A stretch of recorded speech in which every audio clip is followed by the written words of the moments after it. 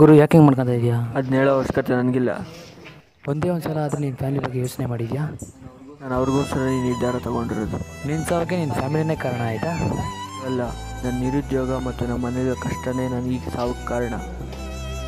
ವಯಸ್ಸಿನಿಂದ ತುಂಬ ಕಷ್ಟಪಟ್ಟು ಓದಿದೆ. ನನಗೆಲ್ಲೂ ಕೆಲಸ ಸಿಗಲಿಲ್ಲ.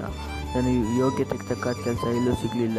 ನಾನು ಗ್ರ್ಯಾಜುಯೇಟ್ ಆಗಿದ್ದೀನಿ. ನನಗೆ ಒಬ್ಬ ವಯಸ್ಸಿಗೆ ಬಂದ ತಂಗಿ ಇದ್ದಾಳೆ. ಅವಳಿಗೆ ನಾನು ಮದುವೆ ಮಾಡಬೇಕು. ಅವಳು ಮದುವೆಗೆ 5 ಲಕ್ಷ ದುಡ್ಡು ಬೇಕಾಗಿದೆ. ಆ ಹಣ ಹೊಂದ್ಸೋಕ್ಕೆ ಎಷ್ಟೇ ಕಷ್ಟಪಟ್ಟು ನನ್ನ ಕೈಗೆ ಆಗಲಿಲ್ಲ. ಈಗ ನನ್ನ ಈ ಸಾವಿನಿಂದ ಅವರಿಗೆ 5 ಲಕ್ಷ ರೂಪಾಯಿ ಹಣ ಸಿಗುತ್ತೆ. ನನ್ನ ತಂದೆ ಮಾಡಿಸಿರೋ ಜೀವ ವಿಮೆಯಿಂದ ಅವರಿಗೆ 5 ಲಕ್ಷ ರೂಪಾಯಿ ದುಡ್ಡು ಸಿಕ್ಕಿ ಅವ್ರ ಮನೆಯಲ್ಲಿ ಸಂತೋಷವಾಗಿರ್ತಾರೆ. ಅದಕ್ಕೆ ನನಗೆ ದಾರಿ ಬಿಟ್ಟು ಬೇರೆ ದಾರಿ ಯಾವುದೂ ಕಾಣಿಸ್ತಿಲ್ಲ. ಒಂದು ನಿಮಿಷ, ನನ್ನ ಜೀವನದಲ್ಲಿ ಒಂದು ಘಟನೆ ನಡೀತಿದೆ. ಆ ಘಟನೆ ನೀನು ಕೇಳಿದ ಮೇಲೂ ಹಿಂಗೆ ಸೂಸೈಡ್ ಮಾಡ್ಕೊಂಡು ಹೋಗಿದ್ರೆ ನಿನ್ನಿಷ್ಟ. ನನಗೂ ಒಬ್ಬ ಫ್ರೆಂಡ್ ಇದ್ದ. ನನ್ನ ಜೀವನ ಅವನೇ, ನನ್ನ ಉಸಿರು ಅವನೇ.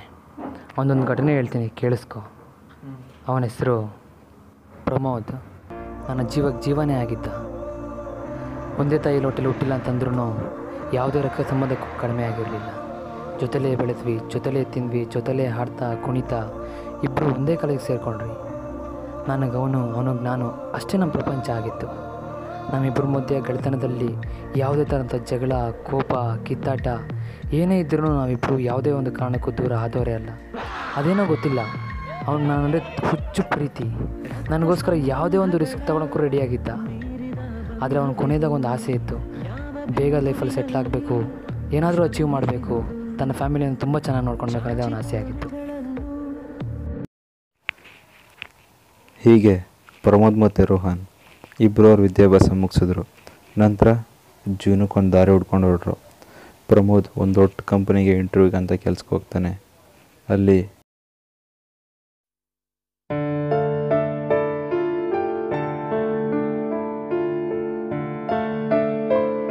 ಯಾರೀ ಪ್ರಮೋದ? ಕರೀತಾ ಇದ್ದಾರೆ, ಒಳಗಡೆ ಬನ್ನಿ.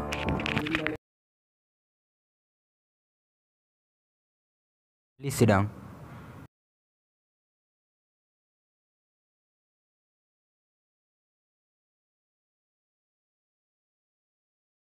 Please introduce yourself.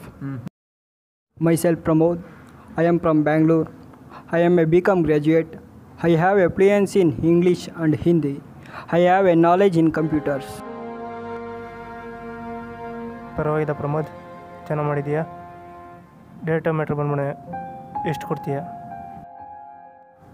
ಸಾರಿ, ಅರ್ಥ ಆಗಿಲ್ಲ ಸರ್. ನಿಂಗೆ ಗೊತ್ತಿಲ್ಲದೇನಿಲ್ಲ ಪ್ರಮೋದ್, ಲಂಚ ಎಷ್ಟು ಕೊಡ್ತೀಯಾ? ಸರ್, ಲಂಚ ಕೊಡೋ ಹಂಗಿದ್ರೆ ನಿಮ್ಮ ಹತ್ರ ಹೆಂಗೆ ಸರ್ ಬರ್ತಾಯಿದ್ದೆ? ಹಲೋ, ಹೇಳಿ ಸರ್. ಹೌದು ಸರ್. ಓಕೆ ಸರ್, ಆಯಿತು. Okay sir.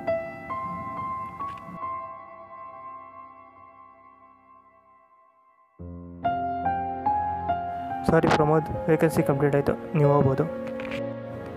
ಸರ್ ಪ್ಲೀಸ್ ನೋಡಿ ಸರ್ ಮನೆ ಕಡೆ ತುಂಬ ಬಾಧೆ ಇದೆ ನೋಡಿ ಸರ್, ಪ್ಲೀಸ್ ಸರ್. ಸೆಕ್ಯೂರಿಟಿ ಹೊರಗಡೆ ಹಾಕೋ. ನಡಿಯಪ್ಪ, ಸಾಕು. ಮೊದಲನೇ ಪ್ರಯತ್ನನೇ ವ್ಯರ್ಥ ಆಯಿತು ಅಂತ ಸ್ವಲ್ಪ ಬೇಜಾರು ಪಟ್ಕೊಂಡ. ಬೇರೆ ಕಡೆನೇ ಕೆಲಸಕ್ಕೆ ಪ್ರಯತ್ನ ಪಟ್ಟ. ಆದರೆ ಉತ್ತರ ಮಾತ್ರ ಒಂದೇ, ಕೆಲಸ ಇಲ್ಲ. ಪ್ರಮೋದ್ ಮಾನಸಿಕವಾಗಿ ಕುಗ್ಗೋಕ್ಕೆ ಶುರುವಾದ. ಜೀವನದಲ್ಲಿ ಬೇರೆ ದಾರಿನೇ ಇಲ್ಲ ಅಂತ ಅವನಿಗವನೇ ಡಿಸೈಡ್ ಮಾಡ್ಕೊಂಡ. ಹೀಗೆ ಅವನು ಒಂದಿನ ಬೇರೆ ದಾರಿ ಕಾಣದೆ ರೈಲಿಗೆ ಎದುರಾಗಿ ಸಿಕ್ಕಿ ತನ್ನ ಪ್ರಾಣನೇ ಕಳ್ಕೊಂಡ.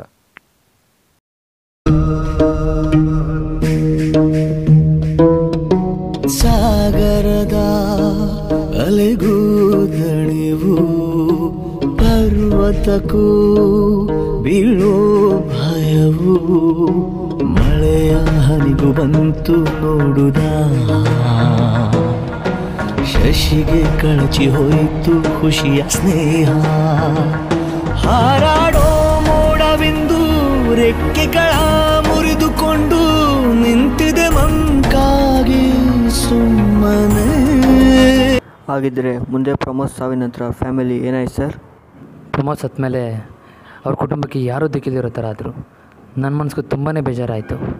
ಸಮಾಜದಲ್ಲಿ ಇವನ ಥರ ಎಷ್ಟೋ ಜನ ಇದ್ದಾರೆ. ನನ್ನ ಉದಾಹರಣೆಗೆ ಅವ್ರು ತೊಗೊಳ್ಬೇಕು. ಆವತ್ತು ನಾನು ಓದಿರೋಂಥ ಕ್ವಾಲಿಫಿಕೇಷನ್ ನನಗೆ ಯಾವ ಕೆಲಸನೂ ಸಿಕ್ಕಿಲ್ಲ. ತುಂಬ ಅಲ್ಲದೆ ತುಂಬ ಮಾಡಿದೆ, ಎಲ್ಲೋದ್ರೂ ಯಾರು ಕೆಲಸ ಸಿಕ್ಕಲಿಲ್ಲ. ಆವತ್ತೇ ಡಿಸೈಡ್ ಮಾಡಿದೆ, ಚಿಕ್ಕದಾಗ ಒಂದು ಶಾಪ್ ಓಪನ್ ಮಾಡಿದೆ. ಆ ಶಾಪ್ ಓಪನ್ ಮಾಡಿ ಇವತ್ತು ಈ ಸ್ಥಾನದಲ್ಲಿ ನಿಂತಿದ್ದೀನಿ.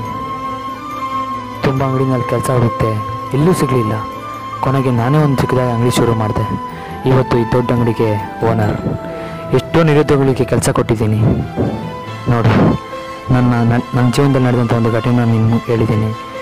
ಇದ್ರ ಮೇಲೂ ನೀನು ಆತ್ಮಹತ್ಯೆ ನಿನಗೆ ಅವಶ್ಯಕತೆ ಇದೆ ಅಂತಂದಮೇಲೆ ನಾನು ತಡೆಯಲ್ಲ. ಸರ್, ನೀವು ಬರೋದು 2-3 ನಿಮಿಷ ತಡ ಆಗಿದ್ದು ನನ್ನ ಜೀವನದಲ್ಲಿ ನಾನು ತಪ್ಪು ದಾರಿ ತೋರಿಬಿಡ್ತಿದ್ದೆ. ನೀವು ಹೇಳಿದ ನಿಮ್ಮ ಫ್ರೆಂಡ್ ಕಥೆಯಿಂದ ನನಗೂ ನನ್ನ ಜೀವನದಲ್ಲಿ ಏನಾದರೂ ಸಾಧನೆ ಮಾಡಬೇಕನ್ನೋ ಛಲ ಹುಟ್ಟಿದೆ. ಅದಕ್ಕೆ ನಾನು ಏನಾದರೂ ಸಿನಿಮಾ ನೋಡಿದ ನಿಮಗೆಲ್ಲ ನಾನು ತಿಳಿಸೋದು ಒಂದು ಸಂದೇಶ ಏನಂದರೆ, ಓದೋರಿಗೆಲ್ಲ ಕೆಲಸ ಸಿಗಲ್ಲ, ಅವರ ಅರ್ಹತೆ ತಕ್ಕಂತೆಯೇ ಕೆಲಸ ಸಿಗಲ್ಲ. ಕಾರಣ ಮಾನವ ಸಂಪನ್ಮೂಲ ಜಾಸ್ತಿ ಇರೋದು, ತಂತ್ರಜ್ಞಾನ ಅಳವಡಿಸಿರೋದು, ಭ್ರಷ್ಟಾಚಾರ ಇತ್ಯಾದಿ. ಹಾಗಂತೇಳಿ ನಮಗೆ ಉದ್ಯೋಗ ಸಿಗಿಲ್ಲ ಅಂತ ನಮ್ಮನ್ನು ನಾವು ಕುಂದ್ಕೋಬಾರ್ದು, ಹೇಡಿಗಳಾಗಬಾರ್ದು.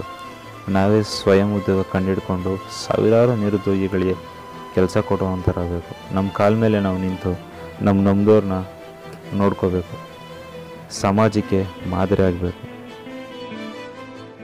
ಜೀವನದಲ್ಲಿ ಗುರಿ ಅಥವಾ ಕನಸು ಅಂತಂದರೆ ನಿದ್ದೆ ಮಾಡುವಾಗ ಬರುವಂಥದ್ದಲ್ಲ, ನಿದ್ದೆ ಮಾಡದೇ ಇರೋ ಹಾಗೆ ಮಾಡುವಂಥದ್ದು.